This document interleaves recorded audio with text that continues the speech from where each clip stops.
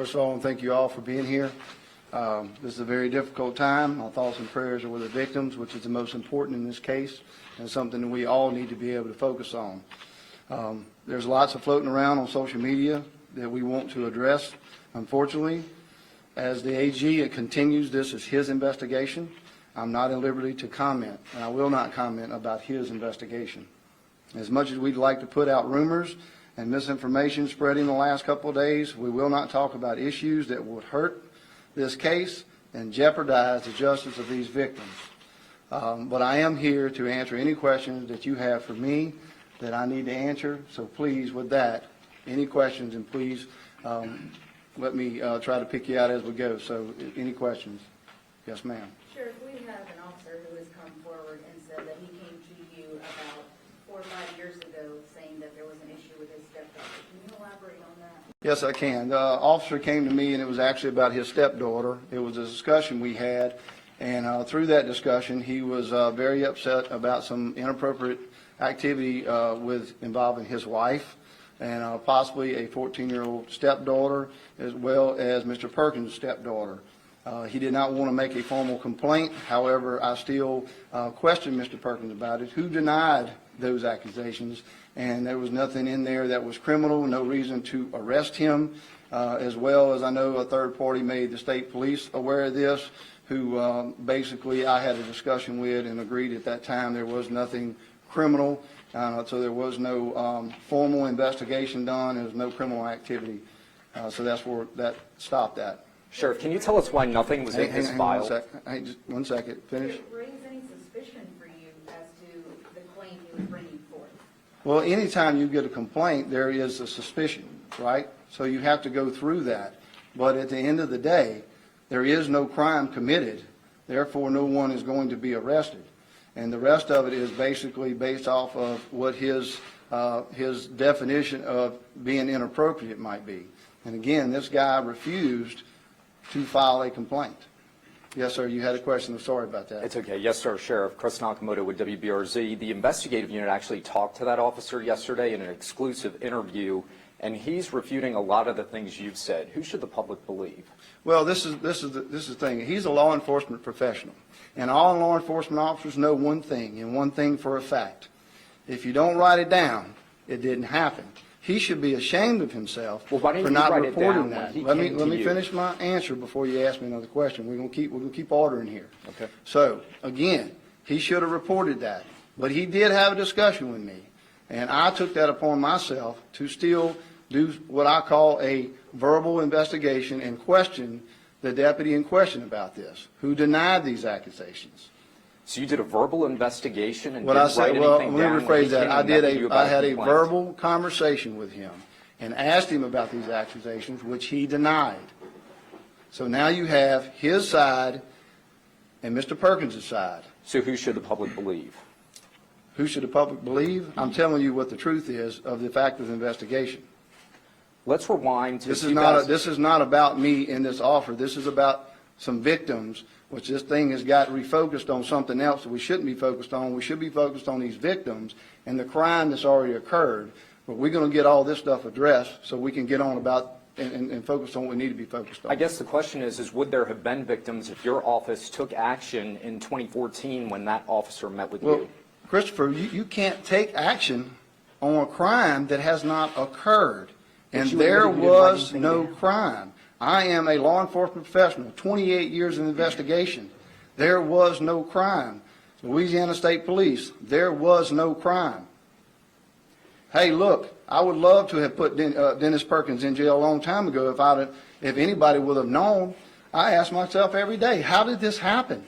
We have deputies going around my office. How did this happen? We don't know. And if we did, it wouldn't have happened. But unfortunately, it did. And it's disgraceful that this guy would do something so unthinkable to these kids. In 2011, the investigative unit uncovered a restraining order was served to Dennis Perkins by your office. Your office received it and served it to him. Why does your office not have a record of it? We do have a record that there was a paper served we looked at that. You and I actually have had a discussion about this. I actually have a piece of paper here, and what actually goes to our civil office is this piece of paper. When you actually contacted me about these records, which I asked you so I can view them because them were unofficial records. The reason I know that it was unofficial because those documents have been sealed. I can't get them, so I can't view that protective order. But we do see where it had came through our office, through our civil process, and with thousands of other papers. And when it comes through there, it's stamped as received, and it was actually served to his attorney. So yes, it did, but unfortunately, it was not. No one said anything to administrator, wasn't reported, so the deputy obviously missed it. He didn't see it, which is common, and in this order it's wrote as Dennis Wallace Perkins, which he's not known by that, so I can see how it could have been missed. However, I'm not saying that's an excuse. That's the only thing we can come up with, but I do know this.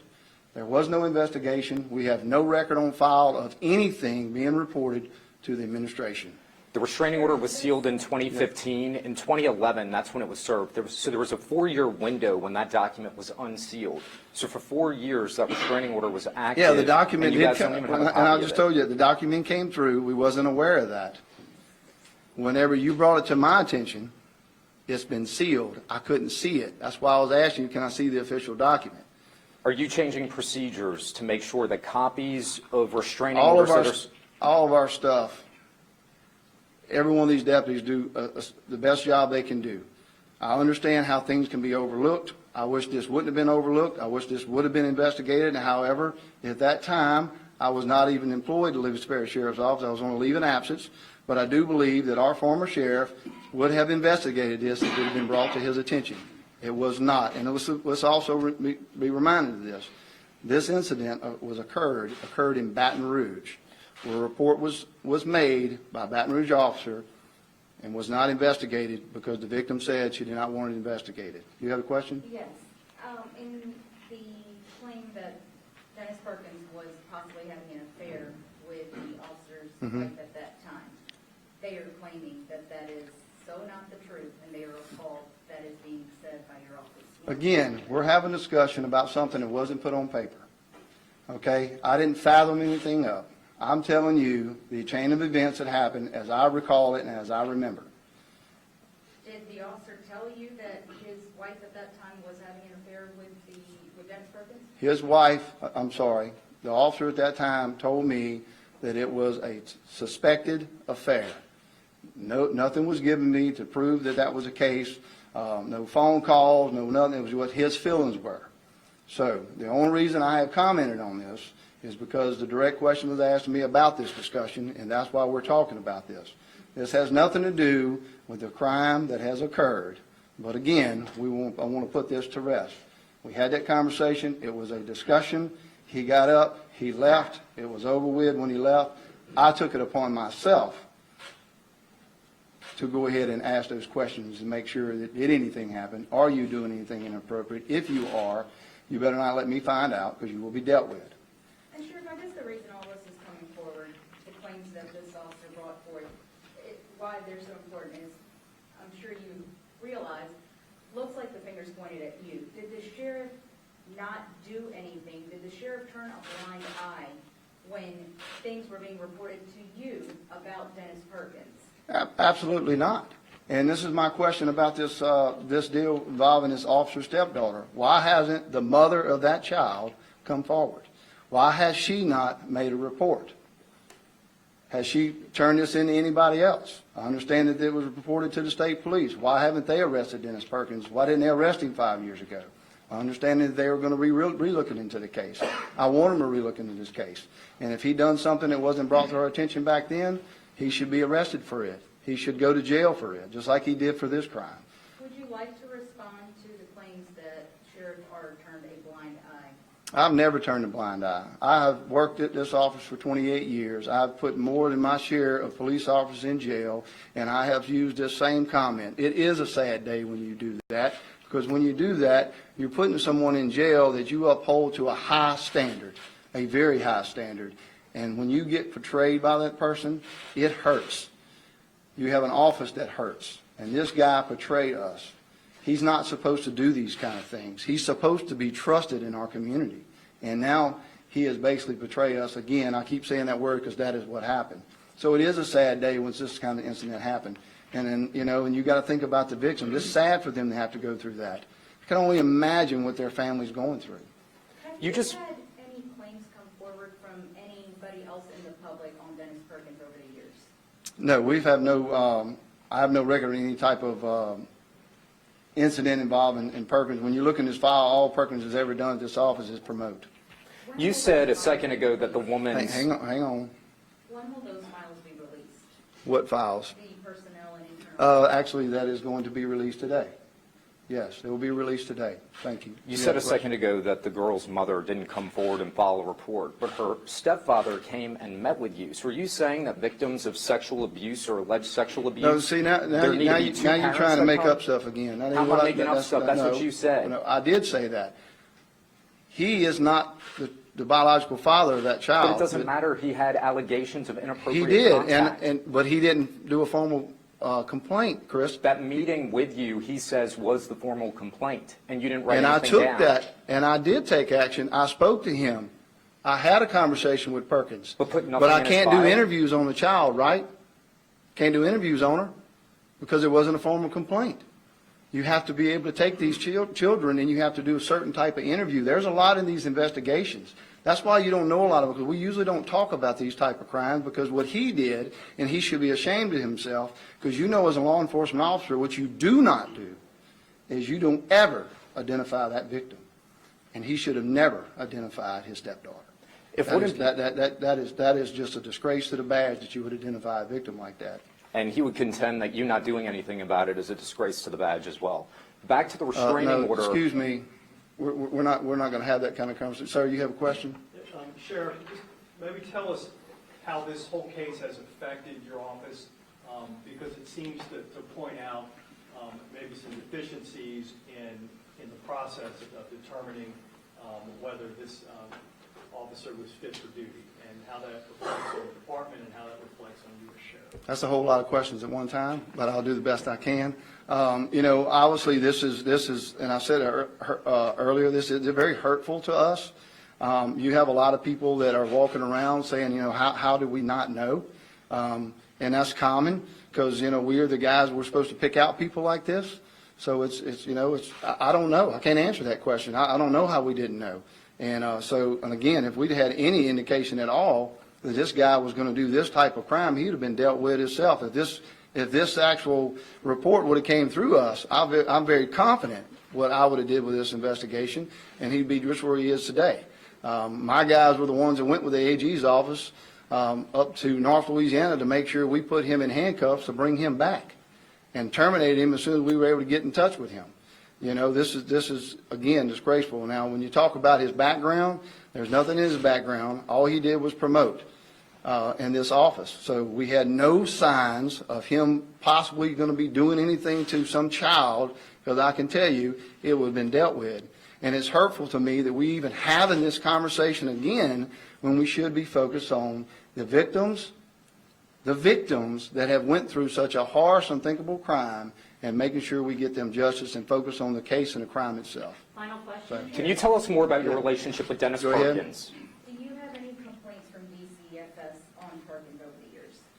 I have no official complaint, but I was told that there was a complaint we trying to verify, and that complaint was on this incident that involved this officer, the same incident, and it was actually closed and found was unfounded. No crime occurred and no inappropriate activity occurred, according to DCFS. Now, I haven't read the report. That's completely from my investigators having a conversation, and that was brought to us. Other than that, I have no official report. Now, DCFS is going to be very careful of releasing any information. Again, y'all understand, we're talking about kids of juvenile age here, which is a very, very confidential type investigation. As the sheriff, can you talk to the victims' families? Obviously, it's children, so we Look. don't know who they are, but they're probably watching. What do you say to the victims' families? Look, my heart goes out to them. I'm a father, and I can't even begin to imagine what they have to be going through. This is a very hurtful situation for them, and it's my job as a sheriff to make sure that we do everything we can to assist the Attorney General, which we have been doing, and we will continue to do, to make sure that Dennis Perkins and his wife get what they got coming to them. This is a monstrous act that they would do upon these kids what they have done. Right now we know there's a child involved. It may be other children involved. We don't know. But at the end of the day, that's my job as sheriff, is to help these victims get justice, and it will be done. It will be done. If you can say anything to Dennis Perkins, what would you say? I don't want to talk to Dennis Perkins right now, and I have nothing to say to him. Which- So the reports say that he was fired under the standard of conduct policy. So what are the parameters of that? Like, But you explain, I know I'm not going to pick on your accent. Say that again, I can please. talk a little slower. So the records say that the standard of conduct policy is what he was terminated under most recently. So what are the parameters of that? Like, if there had been official complaints, is that something, or does it have to be? Like, Well, when you have an official complaint, even if you have an official complaint on file, everything's allegations. And so even when you're doing a criminal investigation, if I arrest someone for doing any crime, I still have to go through that investigation and make sure that the allegations are true, right. or at least they're factual. And so that is a broad policy, but he was terminated obviously for the acts that he occurred. He has warrants on him. I've seen enough with my own eyes looking through that file of the Attorney General to know that he needed to be terminated immediately. Okay, that was my question. And he needed to be put in jail, so, again, that's why he's where he's at. Can you tell the public about your relationship between Dennis Perkins and yourself? How do y'all know each other? Y'all went to high school together? Yeah, I will answer that question, and we'll end with that, if you don't mind. Look, I know a lot of people has talked about the comment I made about friends and family. Let me tell you something. Everybody that works for me usually is a friend, and they are considered an LPSO family member. And, and he was. But he betrayed us. He is a criminal. He did criminal acts, is what he did. And so I have a relationship with all of my deputies.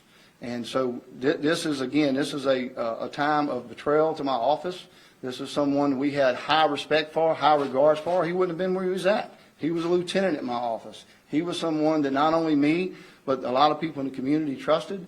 And that's what we try to do each and every day, is we go out here, we serve and protect our community, because people trust us, and they will continue to trust us. I am their sheriff. I will continue to be their sheriff, and we'll continue to do our job like we do each and every day. This guy was a friend, and right now, he is a criminal.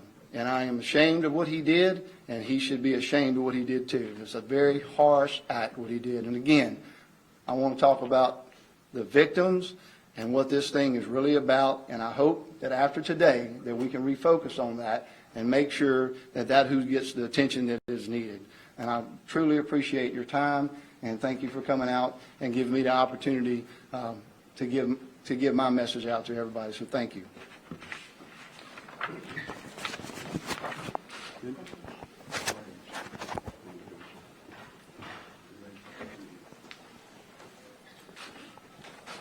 I just want to make sure we quote something here. Alleged criminal. I got that? In my eyes, that he's dead wrong, but he is an alleged criminal right now. Thank you.